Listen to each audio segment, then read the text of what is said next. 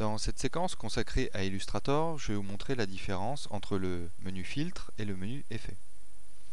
De prime abord, lorsque l'on va dans Filtre ou dans les effets, on a l'impression qu'on retrouve les mêmes spécificités. Alors bien évidemment, il y a une différence d'application sur les objets. Donc lorsque je sélectionne une forme vectorielle ici et que je vais dans Filtre, ici, dans la deuxième partie, c'est indiqué légendé dans cette nouvelle version d'Illustrator CS3. Cela concerne tous les filtres que l'on retrouve dans Photoshop. Donc les filtres sont complètement identiques à ceux de Photoshop, mais là ici, ils ne sont pas actifs, puisque dans cette partie de filtre, ils ne s'appliquent que sur des images. Si j'active ici une image que je sélectionne, je vais dans Filtre, et ici, mes filtres s'activent automatiquement.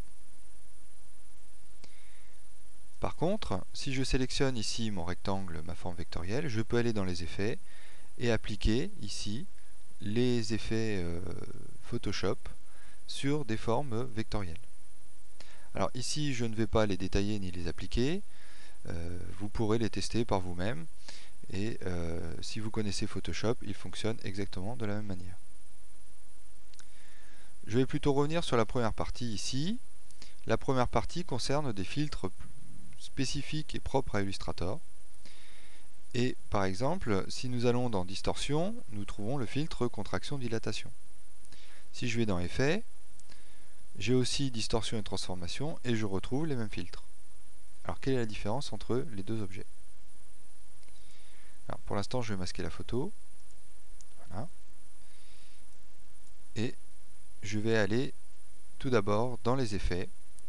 Je vais appliquer un filtre de contraction-dilatation. Voilà, comme ceci.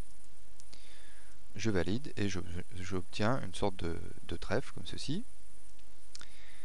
Si je dessine une forme, un autre rectangle, et que je vais dans Filtre et que j'applique le même filtre contraction-dilatation, mais là, je passe bien par les filtres et non pas par les effets, visuellement, j'obtiens exactement deux formes identiques. Alors, elles n'ont pas la même taille, puisque je n'avais pas pris deux fois les mêmes rectangles.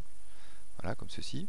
Alors, quelle est la différence entre les deux? Pour voir la différence, nous allons aller dans Affichage et demander le mode tracé. Et voilà, vous découvrez le poteau rose, c'est-à-dire que lorsque vous appliquez un filtre d'effet, la forme est virtuelle, c'est-à-dire que pour Illustrator, ici, il s'agit toujours d'un rectangle sur lequel est appliqué un effet.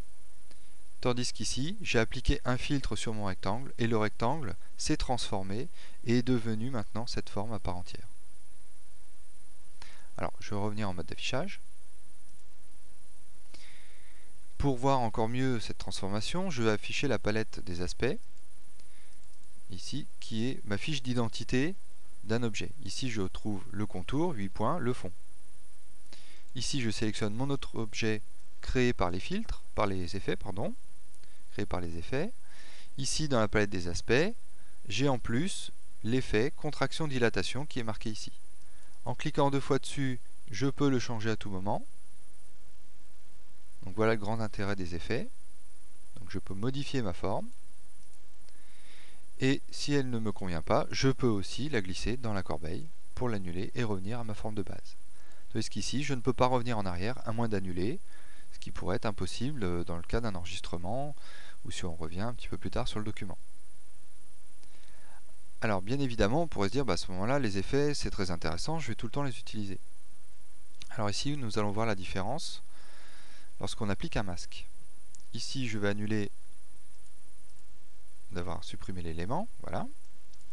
Je vais afficher ma photo, je vais créer un masque. Donc, je vais prendre cette forme, celle-ci, je vais pour l'instant la mettre de côté. Voilà. Je vais prendre cette forme-ci et l'image. Et je vais aller dans Objet, Masque d'écrêtage, Créer. Ah, étrange! Vous voyez que le masque s'applique sur le rectangle. Eh bien oui, puisque si l'on revient en mode tracé, on l'a vu tout à l'heure, bien qu'on ait la transformation, ici l'objet est toujours considéré comme un rectangle. Donc ici, mon masque ne fonctionne pas correctement, disons. Alors, je vais annuler cette opération. Voilà, je vais supprimer ma forme ici, parce que j'en ai plus besoin pour l'instant, et je vais prendre cette forme-ci qui a été créée avec un filtre, j'insiste bien donc avec un filtre, je sélectionne l'image, je crée à nouveau mon masque d'écrêtage, et là par contre, mon masque fonctionne correctement, puisque les filtres transforment la forme et la valident dans une nouvelle forme. Donc vous voyez les avantages, les inconvénients d'utiliser soit les filtres ou les effets. Alors, vous avez bien évidemment un passage entre les deux. Donc je vais tout supprimer. Je reviens sur un rectangle. Je vais lui appliquer un effet toujours de contraction-dilatation. Je vais prendre cet effet-là par exemple. Donc là, pour Illustrator, j'ai toujours un rectangle. Et je vais pouvoir aller dans Objet, ici, et décomposer l'aspect de façon à revenir à une forme à part entière. Si je sélectionne ici avec la flèche blanche, on retrouve bien les courbes de Bézier où c'est la forme qui est validée. C'est comme si j'étais passé maintenant, là, ici, par les filtres.